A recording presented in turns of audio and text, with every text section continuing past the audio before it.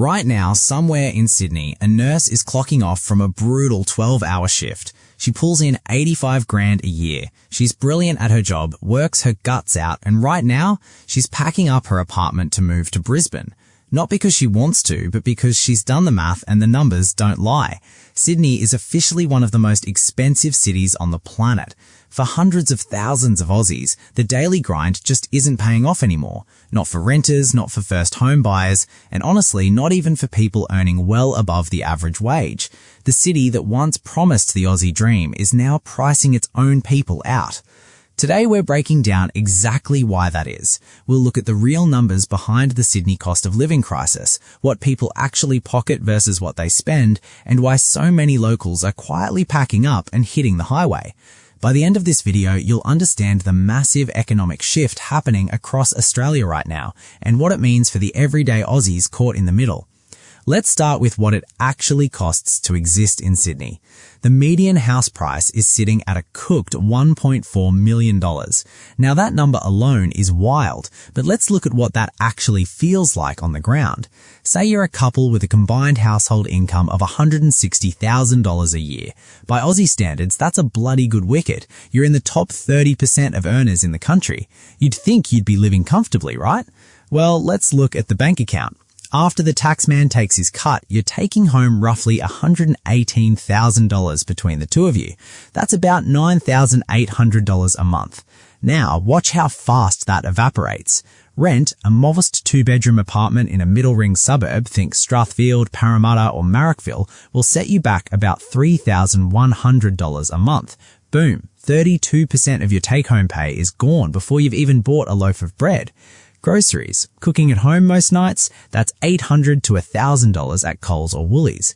Utilities, power, gas and Wi-Fi, another $300. Transport, rego, insurance, fuel or tapping your Opal card and the occasional Uber, factor in $500.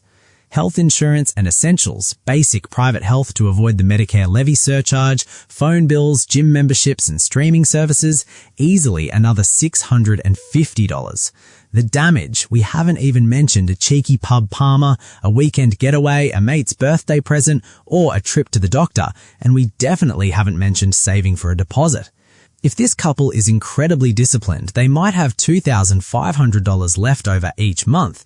That sounds decent until you remember what they're saving for. To buy that median $1.4 million home and avoid lender's mortgage insurance or LMI, you need a 20% deposit. That's $280,000 cash. At $2,500 a month, you're looking at nearly 10 years of scraping by. And that's assuming the property market stands still, interest rates don't spike, you don't get sick, and you don't have kids. This isn't a worst-case scenario. This is the everyday reality for average professional couples in Sydney right now. Here is where it gets psychological. This couple isn't struggling in the traditional sense. They aren't queuing up at food banks and they can afford the heating in winter, but they aren't building wealth either. They're stuck in a holding pattern, earning good coin, spending almost all of it just to exist, and watching the property market drift further into the stratosphere. Economists call this the affordability trap. The city is expensive enough to slowly bleed your savings dry, but not so immediately brutal that it sparks panic. So you adapt. You stop thinking about buying a home, you tell yourself the market will crash, you upgrade your morning coffee order and ignore the gaping hole in your long-term finances. But eventually, something snaps. A mate moves to Brizzy, a colleague relocates to Adelaide, then someone posts a photo on Instagram of their new 3-bedroom house in Newcastle, bought for $680,000 with a proper backyard and a garage. Suddenly, the math that used to feel impossible starts to look like a choice. This is the tipping point thousands of Sydneysides are hitting. Let's look at where they're heading and why the numbers actually add up. It's the most popular escape route for a reason. The median house price in Brisbane is around $850,000. Still up there, but it's $500,000 cheaper than Sydney. That same couple saving $2,500 a month goes from a 10-year savings grind to less than 6 years. That's 4 years of their lives bought back. Plus, with the 2032 Olympics locked in, a booming food scene and serious career opportunities, Brizzy isn't a consolation prize anymore. It's a massive upgrade. Adelaide. The median house price here is around $720,000.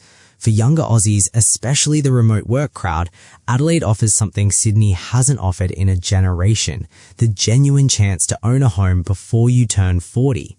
The lifestyle is slower, less stressed, and you aren't spending half your life stuck in gridlock on the M4. Regional NSW. The Central Coast, Newcastle, Wollongong, these aren't sleepy country towns. They're thriving hubs within striking distance of Sydney. You can nab a house for $750,000 that would easily cost $1.5 million in the city. For young families, it's an absolute no-brainer. Hey, if you're finding this breakdown useful, real numbers, no sugarcoating, hit that subscribe button. We cover how money actually works in Australia, not just how it looks on paper. Cheers for the support. Now, let's bust a myth. It's not the folks doing it toughest who are leading this exodus. The people genuinely priced out of Sydney have often already left, or could never get a foot in the door to begin with. The group driving this migration is the backbone of the city. It's the middle class. Teachers, nurses, engineers, accountants, tradies, and project managers.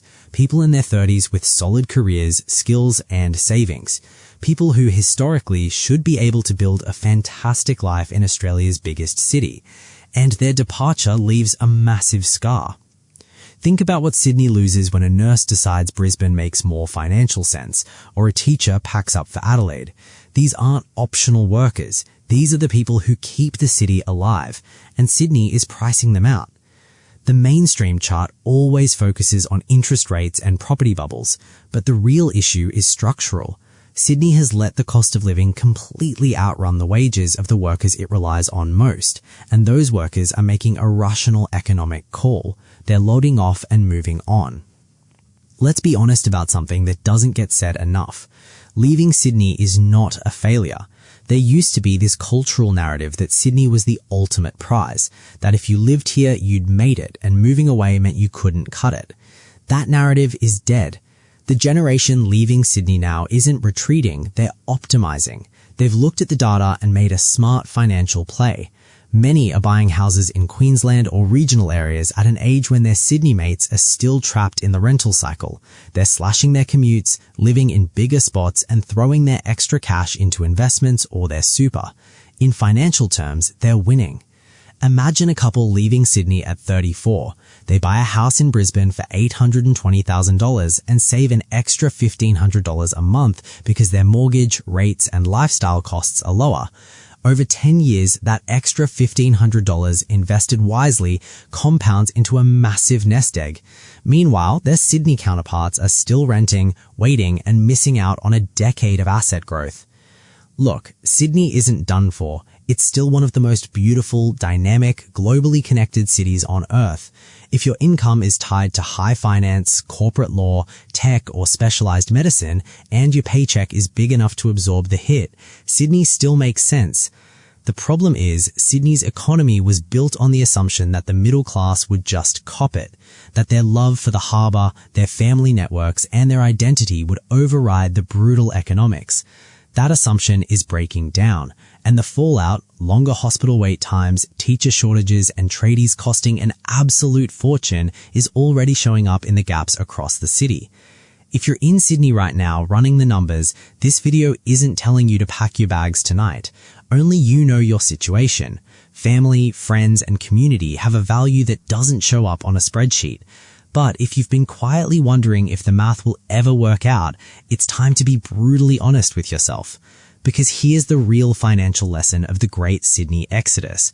Wealth isn't built by earning more. It's built by keeping more. The gap between what comes in and what goes out is the engine of your financial freedom. If the city you live in is swallowing that gap whole, then the city itself is your biggest financial roadblock. The people leaving Sydney have figured this out. A slightly smaller income in a lower cost city can give you a much higher savings rate and far more wealth than a massive salary in a city that takes it all back. That's not settling. That's a strategy. And for more and more Aussies, it's the smartest move they'll ever make.